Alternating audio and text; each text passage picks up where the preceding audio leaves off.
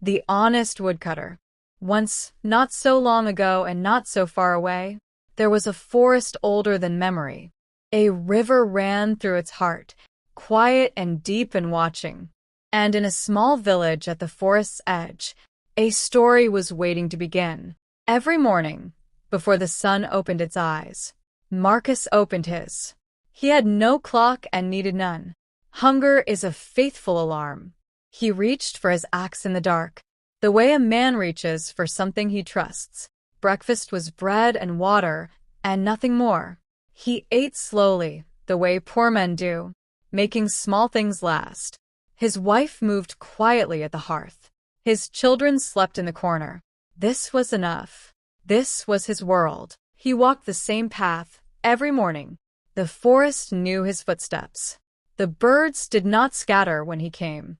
He carried his axe on his shoulder, like a man carries a quiet responsibility, steadily, without complaint. His hands were calloused and sure. Each swing was clean and honest, the sound of a man earning his keep. He did not rush. He did not cut corners. He worked until the work was done. That was the only way he knew. He sold what he cut. Never more, never less. He named a fair price and held to it. The villagers trusted him without thinking about it, the way you trust the ground beneath your feet. He went home each evening with enough. Enough was a word he understood well. That afternoon the river ran beside him, dark and deep and very still beneath its surface. The birds were singing. The light was golden and generous. Marcus swung his axe as he always had, unaware that everything was about to change. One moment it was in his hands. The next moment it was not. He felt the weight leave his grip. Before he understood what was happening, he watched it spin through the air, slow as a nightmare, fast as a heartbeat. The river took it without asking. One splash, one ripple spreading wide, then silence. The water closed over it, as if the axe had never existed, as if it had never been his at all. He stood at the edge and stared. The river gave nothing back. That axe was not just iron and wood. It was every meal his children would eat. Every morning he could rise with purpose. It was the only tool between him and nothing. So he sat down and wept. Not quietly, not with dignity. He wept the way a tired man weeps, with everything he had held together now letting go. The river did not stop for him. The river never stops for anyone. Then the river changed. A light moved beneath its surface, soft and slow at first, like something ancient waking up. The water began to glow from within. Marcus looked up and forgot to breathe. She rose the way light rises, unhurried and impossible to look away from. Her hair was the color of winter rivers. Her eyes were the color of shallow water over pale stone. She did not walk on the water. She simply was above it. He stumbled backward. Any man would have. There are things in this world that the body reacts to before the mind catches up. She was one of those things, beautiful and entirely beyond explaining. "Do not be afraid," she said. Her voice was the sound of water, moving over smooth stones. "I have heard you crying, woodcutter. Tell me what happened." And so he told her, simply and plainly. She reached down into the deep water, without a moment of hesitation. The river opened for her arm, the way a door opens for someone expected. Light gathered beneath the surface. Something was coming up from the dark. It blazed like a piece of the sun, pure gold, bright enough to hurt the eyes. She held it up and asked a simple question. "Is this yours?" 3 words, a whole life hanging on the answer. Marcus looked at it for a long moment. "No," he said. "Just that. No. That is not mine." His voice was quiet, not proud, not performing, just honest the way breathing is honest. She returned the gold to the river and brought up silver, cooler, quieter, still worth more than Marcus would earn in 10 years of honest work. She asked again, "Is this yours?" He closed his eyes for just a moment, not from temptation, from exhaustion. Then he opened them and shook his head. No. That is not mine either. His worn clothes and empty hands said everything his words did not need to. The third time she reached down, the light that came up was gentler. No blas. No brilliance. Just a familiar worn handle, and a chipped gray blade with a rust spot at the base. Marcus went very still. That is mine, he said, and his whole face changed. The grief that had sat in him all afternoon simply left. He reached for it with both trembling hands, like a man reaching for something beloved.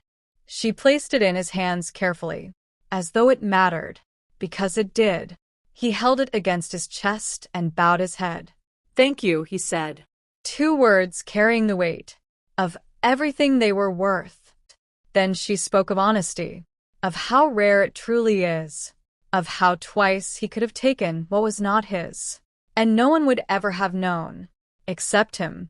And that, she said, is exactly why you have earned all 3. He held all 3 axes to his chest. Gold, silver, iron. He did not know what to say, so he said nothing. He bowed low and let his tears speak for him instead. Then she was gone, not with drama, not with ceremony. She simply returned to the water, the way water returns to water. The river was quiet again, and Marcus stood alone in the golden afternoon. News travels fast in small villages. By evening, everyone had heard. Most people heard the story as a lesson. Bernard heard it as instructions. He stood at the edge of the crowd, and his small eyes never left the golden axe. That night he sat at his table and smiled. What a simple thing, he thought. Tell the river spirit your axe fell in. She brings up gold. You say yes. You walk home rich. He went the very next morning. He did not even wait for a reason. He walked with the stride of a man who believes he has already won. He looked both ways on the forest path, making sure no one was watching. He threw his axe in himself, deliberately, with both hands. He watched it arc through the morning air, and felt nothing like regret. Then he arranged his face into what he believed looked like grief. Oh no, he wailed. My axe. My only axe. He pressed his fists against his eyes. One eye opened to check the river. Nothing yet. He wailed louder. The river listened anyway. It always listens. She rose again from the water. The same light, the same grace, the same quiet eyes. But this time she looked at him differently.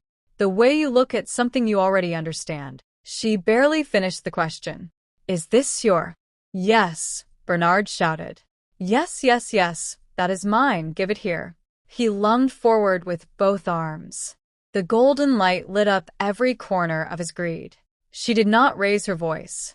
She never needed to. You are lying, she said. Those 3 words were enough. They landed in the silence, like stones dropped into deep water. He froze where he stood. His arms slowly lowered. His wide grin collapsed like a wall with nothing behind it. He opened his mouth. He had nothing to say. The truth has a way of taking words away. She took everything back with her. The golden axe, the silver axe, even his own plain axe at the bottom of the river. She asked for none of it. She simply left him, with exactly what his honesty had earned him. He walked home through the same beautiful forest, the same birds, the same light, but his hands were empty, and his legs were heavy, and the village felt very far away. Some lessons cost more than others. Marcus went to the city and sold the gold and silver fairly. He asked what they were worth, not what he could get. The merchant offered more. Marcus took only what was right. He walked away with enough to change everything quietly. He fixed the walls first, then the roof. He worked with his own hands, the way he always worked, steadily and without hurry. His children played in the garden below. The market felt different with coins in his pocket, not because he spent wildly. He did not, but because for the first time, he could look at what his family needed and simply provide it. He did not keep it all. He never planned to. He pressed a small pouch of coins into an old neighbor's hands one afternoon and walked away before thanks could catch him. That was the kind of man he was. And every morning after that, he still woke before the sun, still walked the same path, still swung the same old iron axe. He could have bought 10 new axes. He preferred this one.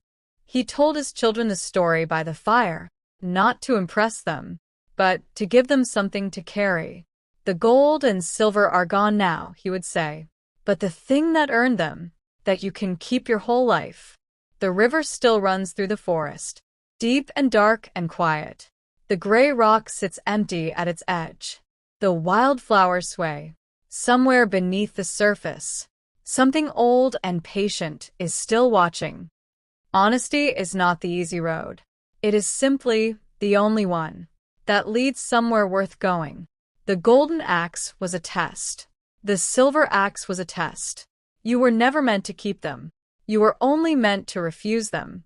And that refusal, that single quiet no, is worth more than both of them together.